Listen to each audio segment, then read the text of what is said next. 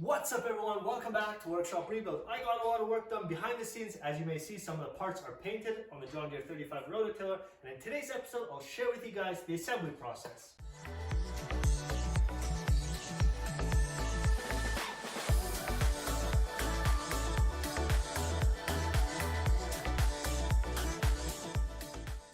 Before I just jump into the assembly process on this John Deere 35 Rototiller, I'll go over all the parts for this assembly, and I'll also share with you guys the PTO Conversion Kit assembly later on in the same video. We'll also figure out how fast this Rototiller really spins. We do know we have 2000 RPM on the John Deere 400, but this Rototiller is not spinning at 2000 RPM, so stick around until the end to really see how fast it spins. If you guys are enjoying this video, please hit that like button down below. It gives me feedback if I'm sharing quality content with you guys. If you guys have any questions or concerns, leave a comment down below and I'll try and get back to you as soon as I can. And if you guys want to see new project reveals or upcoming videos, don't forget to hit that subscribe button, because then you will be one of the first to see those videos. So without further ado, let's get back to the Rototiller. So in this far corner, you guys will see some of the painted parts. Over there is the PTO Conversion Kit. I will be assembling that later on in this video, so I won't talk about that right now.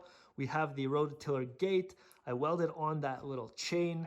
I did not paint it because I think it looks just as good not painted. I believe the paint would chip off a little bit easier if I would have painted it anyways. I left the original sticker because I did not find any online, so I taped that off and I gave this primer and paint.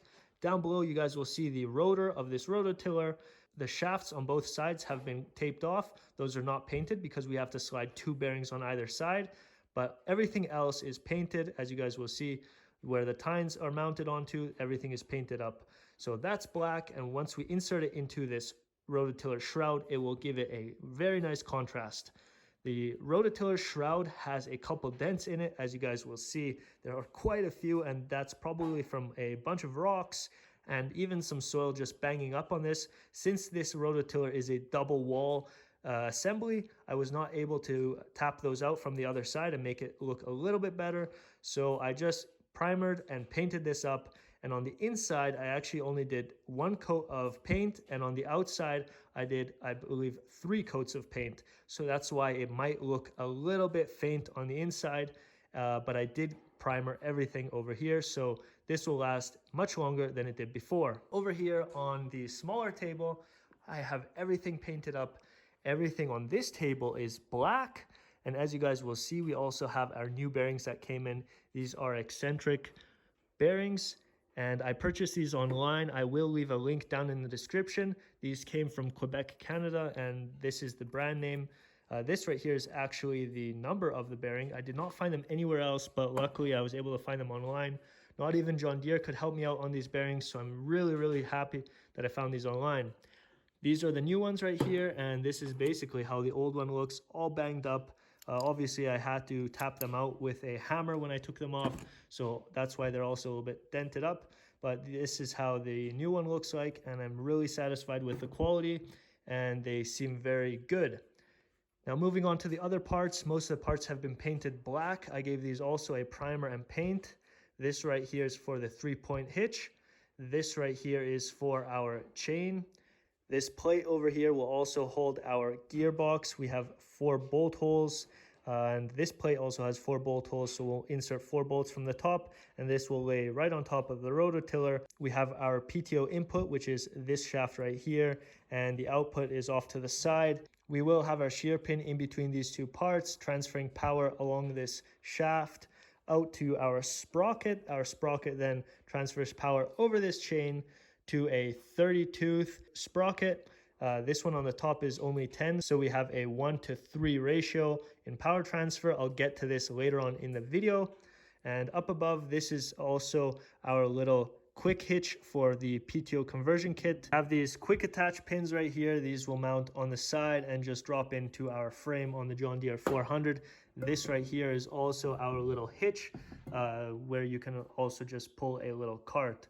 Off to the right, I have a little bit of hardware, which will then mount onto the PTO Conversion Kit. We'll get to that later on. Down below in this box, I have all the tines. These are used tines, but most of them are still in good condition, and I think I can get away with them for a couple more months. and if any of them are really damaged, I will be replacing them. I gave you guys a little walk around on all the parts that are laid out on the table and on the ground over there. So now let's get straight into the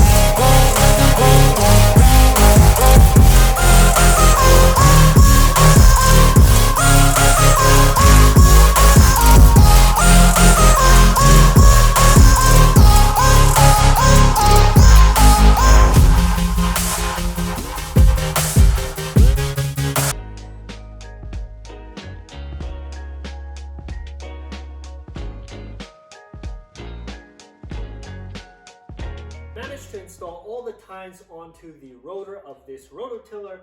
Now I flip the rototiller around and I can mount all the parts which will go on the top, like the gearbox, the shaft which has the sprocket all the way to the outside, and our chain drive which is here on the right side of this rototiller. Once that's all installed, I'll have a look at the shrouds which cover the chain case, and we'll also install this rototiller gate behind me here.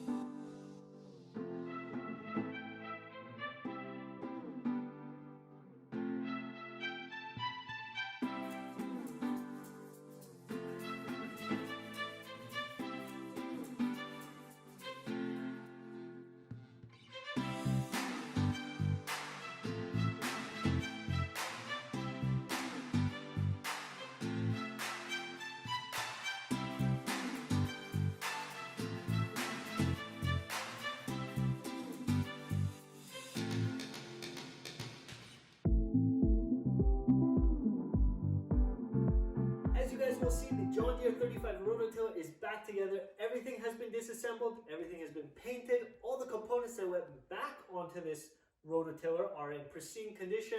I exchanged all the bearings, so we have brand new bearings, and that rotor just spins freely by hand. Now it can get put back to work.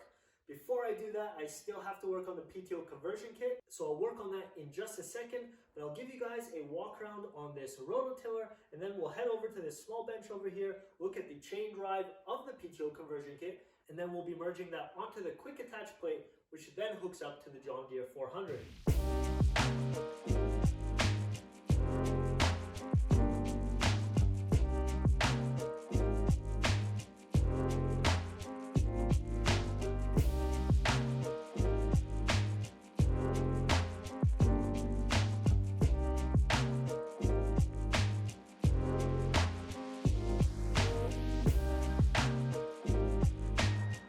Small table on the side by the window, I have a couple new components, which are two brand new seals. The old seals were leaking, and I believe they were also leaking on the outside diameter. So I have two brand new seals right here. These are 1 inch by 1.5 by 1/4 inch wide, and this is how they look like. It has a inner lip and a duster on the outside, and that's exactly the same as the old one, an inner lip and a duster. So we will be replacing these two seals on each half of our housing. We have our input shaft, which is a smaller shaft. We have a keyway, which will house our key. This transfers power to our smaller gear inside the case. We have two spacers, one on the bottom, one on the top. We have our chain off to the side, which will transfer power from the input shaft to our output shaft. Now moving on to the output shaft. The output shaft is splined, so we can hook up our drive shaft with a quick attach. That's why this spline has a little cutout on it. The quick attach will just lock into place right here in this little groove. On the top half of the bigger sprocket, we have a spacer. And then on the bottom half, since there's a weld down there which has been machined, we have another spacer, and that has a chamfer on it. So that will be placed underneath of this sprocket, and on the top we have another spacer. I will be inserting this shaft and sprocket on the top half, and we will have to align our chain in between, but also in between these two sprockets we'll have our tensioner, which is placed within this bore right there. And right there, our tensioner consists of a spring, a little piece of Delrin. It is a little bit worn, but there's still a lot of life left in this, so I will be reusing it. And there's just a simple pin. And when we look at this tensioning system, it's exactly the same like on the Rototiller. The pin will get inserted right into that bore, like that. One side of the spring hooks up to the housing, and the other side touches on the Delrin piece. So now when we have our chain, it will give tension just like this. So it will be spring loaded towards the chain like that, and our drive side of the chain is on this side, so it will be pulling downwards, and our tensioner is on the opposite side of the tension on the chain. So I will be assembling everything into this side of the housing. Once everything is assembled with the chain, I can then seal it off with just silicone, because that's how it was put together. So I will just be using silicone here. And before I put anything back together, I have to insert these two seals into each side of the housing. So I'll be doing this first, and I'll be assembling the drive chain and both sprockets. Work it.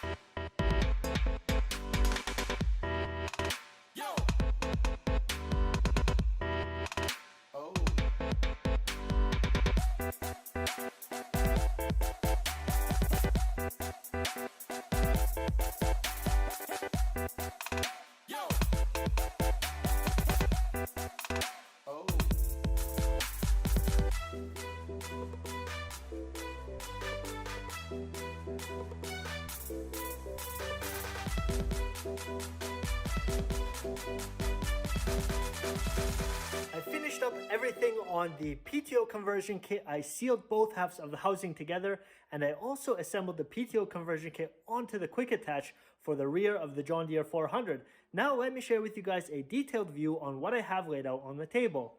Walking up to this table, you will see the PTO conversion kit laid out right here.